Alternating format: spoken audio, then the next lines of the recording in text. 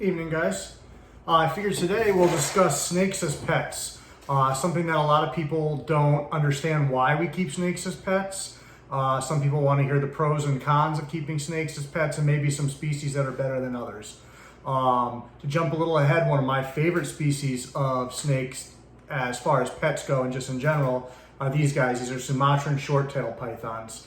This is Voodoo Queen here. She's a girl that I produced a few years ago. She's near and dear to my heart. She's very dark already, and she's still darkening yet. Her sister Morticia is actually darker than she is. Morticia just doesn't like to sit for long periods of time with me. She prefers to be on her own, and she really likes to be in her cage more than anything, which I found is not the norm with this species. She's the only one I've ever had that's like that. And she's still perfectly sweet. I can hold her, I can throw her over my shoulders. She just, for whatever reason, doesn't like the grass and being outside, and then she would rather stay in her cage than be doing something like this, whereas Voodoo Queen will do this all day. So, to jump right in, there are cons to keeping snakes as pets. And of course, like anything else, all of this stuff is relative. So, one of the cons is, a lot of people want to cuddle with their animals, and snakes are not really the animal that you want to cuddle with. It's not that we can't, give them a hug or anything like that, but that's not something that they want to do. It's not something that they're designed to do because they don't have the same social structure that our birds or mammals do, where it's ingrained in their system where they want to be a part of a group or a pack, or they want to associate with you for many reasons. Snakes associate with us mainly by necessity and out of curiosity. So these guys can be curious, they can actually seek out interaction, but it's not because they love you, it's not because they care about us, and that can be another con to some people. Is that they don't have those same feelings. Like your dog wants you to come home all day. This snake doesn't care if I come home or not. I care very much about them, but they don't feel the same way about us. And I know there's a lot of people that like to anthropomorphize, and what that is applying, our characteristics to these animals. So we'll see their behavior, and instead of interpreting it into snake behavior, they interpret it into human behavior. And that's really dangerous to do for a number of reasons. But usually behavior that they're exhibiting is for a reason, and if you're interpreting it for the wrong reason, then you could go about handling it the wrong way. And we want to try to handle it the right way so that we're doing things that's best for them. So another con can be that not all snakes are going to tolerate handling like this. You might have this idea in your head, you want to handle your snake 3 times a week, 4 times a week. Maybe you get a snake that as an individual just isn't into that. And one of the things that's important about snake keeping is that we keep on their terms. So a snake like Voodoo Queen here, I could have out 4 times a week if I wanted to, and she's good with that. It doesn't bother her. I've taken her to programs. I've had her at shows where she's been out for 9 hours getting touched by, a myriad of people. I do try to rotate them and give them breaks when I take them to shows like that. Give them a half hour to just kind of decompress and whatever. Not that they show me any signs of needing that, but I just figure it's a nice break for them, and we can do that. So I'll usually bring 2 or 3 of the same species to something that duration. So also another thing that could be considered a con is your friends and family may not be into it and may go so far as to not want to come to your house. To me, that can be a pro. I don't know about a lot of you, but I have some family I don't care for. So if it keeps them away, that's a bonus. So as far as pros go, there's a lot, in my opinion, and one of the reasons that I'm drawn to snakes, and probably the first thing that I like, is that it's more rewarding to earn this animal's trust, because this animal isn't, ingrained in their head to need you or want you. So when you build that working relationship with them, where they do trust you and they allow you to handle them, and they're not defensive and they're not nervous. That's a huge thing to me, especially if you start out with a snake that is defensive and you work that out of them. If you do it the right way, it really makes a big difference, and that's a great relationship to build. And don't get confused when I use the term relationship. It doesn't mean, once again, that they love me or they even like me, but it means that they've eliminated me as a threat. They know that I'm not a food source, so there's no reason why this snake needs to worry about me or bite me. And it doesn't mean that she couldn't bite me at some point down the line. But it would be very unlikely, given that, she's eliminated me from those things. And as long as I maintain our relationship and the respect that we have, I don't give her a reason to want to do that. So to me, that's my favorite reason for keeping snakes is you've got to put the work in, you've got to earn that trust, you've got to build that relationship. and it's always going to be one-sided. It's always going to be, you care about them, they don't care about you, and I'm okay with that. Some people aren't, but I really am, and I think that's part of the experience that I enjoy. Another thing that's nice as far as like maintenance goes and all of that, these guys aren't something you have to take to get regular vaccinations and regular vet trips. Obviously, if you're inexperienced and you think something's wrong, going to the vet is not a bad move. You do want to make sure that you go to a qualified herp vet, which can be very hard to find. So do your research in advance to getting an animal, and make sure there's one in your area somewhere that you can count on. For me, I do have to drive quite a distance for a reasonable one. Fortunately for me, most routine care I can handle myself, and even on up to handling any injections that have to be done, medication, any of that kind of stuff. I know that over the years from my experience with them. So I really only have to go to the vet if it's something that absolutely stumps me and I can't figure out.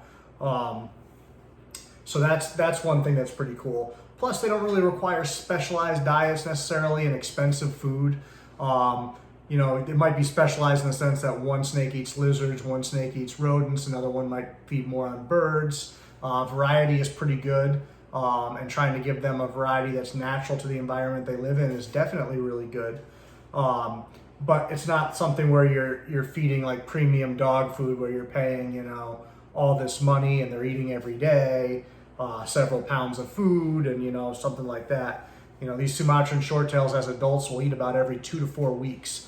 And you could just feed them a big rodent or a bird or whatever it is, and that's satisfactory for them. So that's a really cool thing to be able to not have to be constantly paying for food. Plus, these guys take to frozen thawed really well. I've never had one that doesn't eat frozen thawed. So another plug for them as pets. Makes it easy to buy, 3 months worth of food, put it in the freezer. I don't usually like to store food longer than that. If it's stored properly, I'm sure that you can, but I just like to limit risk wherever possible. Also, if you're a person that has, allergies to pet dander and things of that nature, it's great. Nothing here. Nothing's going to come off. The only time your snake's even going to have a smell is if it went to the bathroom and then you left it sitting in it, or it crawled through it or something like that before you got home from work. These guys don't have a natural odor. They don't have anything. They're not slimy, which is a total myth. So it is wise to wash your hands before and after handling. But the salmonella thing is not a huge thing unless you're keeping your animals dirty. If they're in clean conditions, usually they're pretty clean to where you don't have to worry. But it is a smart practice before, especially, so that you're not touching them with anything harmful you may have touched and not even realized. So that's good. Also, they don't require interaction. If you wanted to have a pet snake and never handle it, it doesn't affect that. It doesn't miss you. It doesn't get upset. They don't get bored. They don't experience those complex emotions, which scientifically they lack that ability. It's not something that's imperative to their survival, and so they're pretty streamlined machines. They don't need any of that. So while we're emotional creatures and things like that, and we seek that kind of stuff, that's not something that has anything to do with anything for them. So they don't care if they never ever see you. As long as they get their food, their water, their shelter, they get cleaned up and everything that they need, they're good to go. So that's nice, especially if you like to travel. You can go away for a week, as long as you keep everything right and you have the proper equipment and have somebody there to just at least monitor your equipment occasionally, usually you're pretty good to go. There's nothing that they're gonna do in a week's time that is a big deal for a healthy animal. They should be fine. Even if they go to the bathroom, it's not the end of the world. Obviously, when we're around, we should be checking them daily and making sure that they have clean, fresh water and clean caging. But there are things to do, to prepare to go away for a little time. And I'll do a video on that eventually because I do travel. So I have a protocol that I go through as far as when I feed before I go and all that kind of stuff. And that really helps set you up to where, the least amount could possibly go wrong. So that's really a big pro to me. When you have dogs or cats, they need daily care no matter what. You have to let them out to go to the bathroom. They have to have that water changed. They have to have, their food. So these guys are really great with that. So I think that they make wonderful pets, but you do need to pick the right species. And what is the right species is a question that you get a lot. And I think that it varies. I don't think that there's one rock solid answer. I think the right snake for you, or the right first snake for you, is the one that fits in best with what you're looking for, and the one that you do the most research on and make sure that you're prepared for it. Now, there are obviously species that you shouldn't be starting with. You know, rhino viper should not be your first snake. Anything venomous should not be your first snake. The large constrictors, most of them I would not advise as a first snake. You know, some of the berms and retics nowadays, if you get them as babies, you could definitely grow into them. But even then, I think it's better to have some experience before you get into those snakes, because not knowing how to read that body language, those snakes grow fast, and all of a sudden you could miss a warning sign and put yourself or the animal into a dangerous situation. So I don't think that that's the best course. If I had to pick a species, I would say corn snakes are probably the best. They're about as hardy as it gets. They typically are pretty laid back. They can be a little flighty as babies. Even as a large adult, their bite is never going to hurt you. They don't really have humidity requirements. They can deal with a wide range of temperatures. You can make a lot of mistakes. It's not going to make them sick. So I think that's really a great first species. They come in a variety of colors, so you can always find something you're interested in. They're fairly active for people that like to watch their snakes move around. And that's the biggest thing, is picking a species that's based on what you want.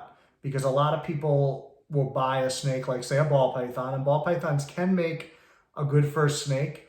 I think I'm kind of on the fence on them, because while they are pretty hardy and while they are pretty tolerable of handling, they also can be a little picky and finicky.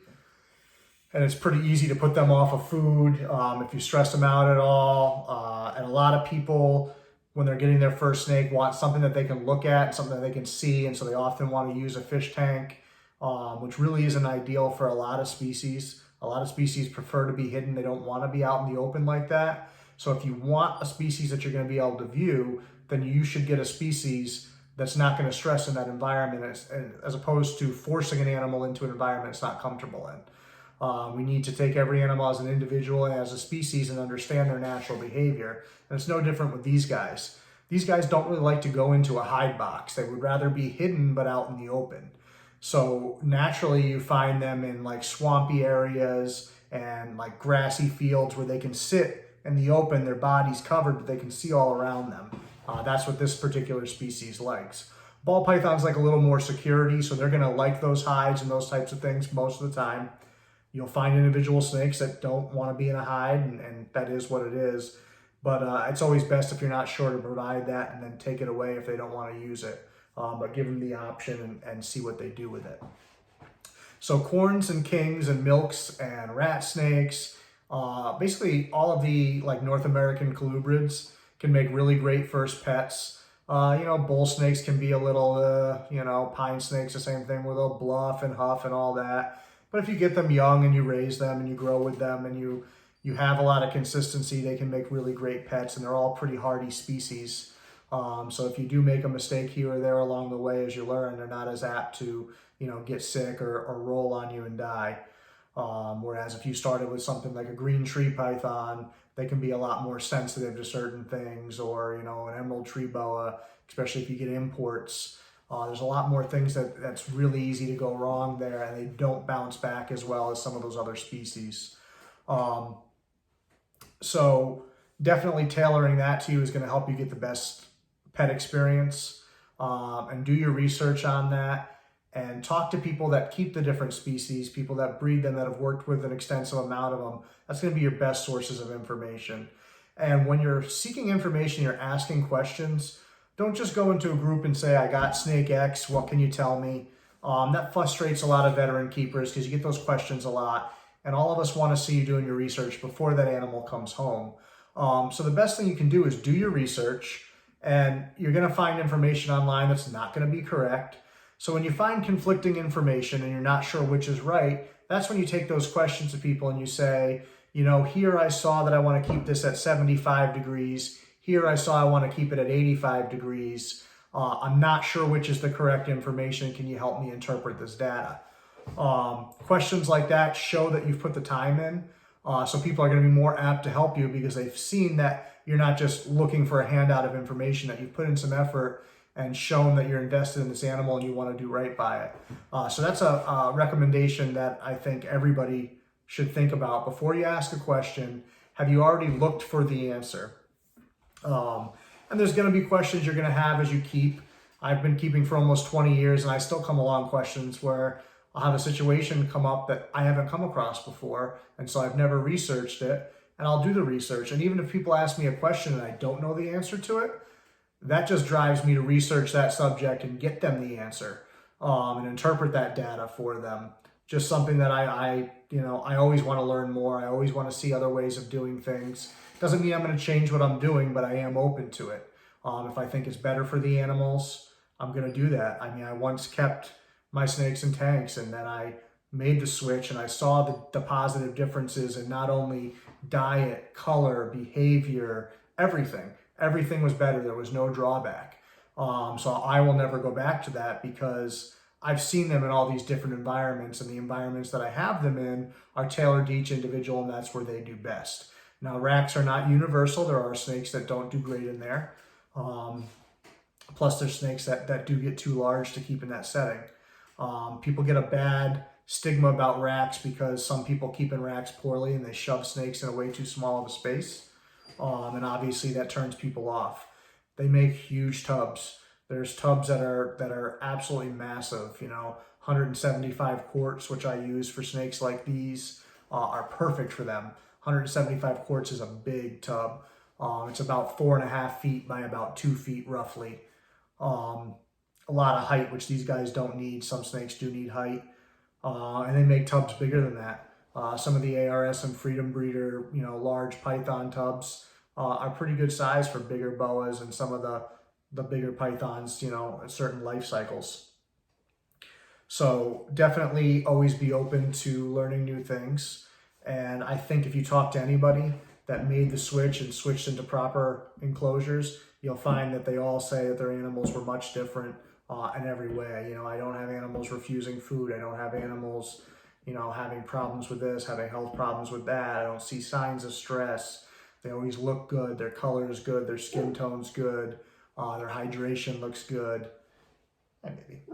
And as I was talking about these Sumatran shorttails, I have a couple of different versions. So not only can you get them, the dark black, but I also keep them in chrome heads as well. This is a baby from this year. I don't know if you can see, but nice and chrome there. Much different from the dark black head there. You see the tongue flicks going as they recognize something's changed about the environment. They wouldn't hurt each other, but it's just always best. There's no reason to let them interact. They're not social creatures, so outside of breeding, or occasionally if I have more than one outside, they really don't interact with each other. But you can see right away that the tongue flicks increase as they realize something else is in the area, something's changed. So that's the kind of behavior you want to learn. You want to learn to observe those things and notice subtle changes. And that's going to help you be a better pet owner. It's going to help you have a better experience. You'll understand when your animals are agitated or want to be, put away. So we went over some pros and cons, and I'd love for people, if you can think of more that you want to throw on there, throw some comments down and let me know. And as always, I'm open to feedback. I finally, hopefully, have this filmed right in landscape because somebody told me that and I screwed that up on the last video. I think it's just as simple as turning my phone sideways, but I am really not very tech smart, as you guys can tell from the quality of my videos. There's no editing, there's no cool sound effects, shows, and I can go like that. It's about the best effect you're going to get right now. So let me know your thoughts. If you have species that you think make great pets, that's wonderful too. But I think pretty much do your research in advance. Make sure you're getting an animal. If you have something that you want from this animal, make sure you're getting an animal that fits into that lifestyle. And I think that you'll both be happier for it. And you'll be able to spend time like this with them and just interact and not have them be stressed, not have you be stressed. And that's a total win. All right, thanks guys. We'll see you.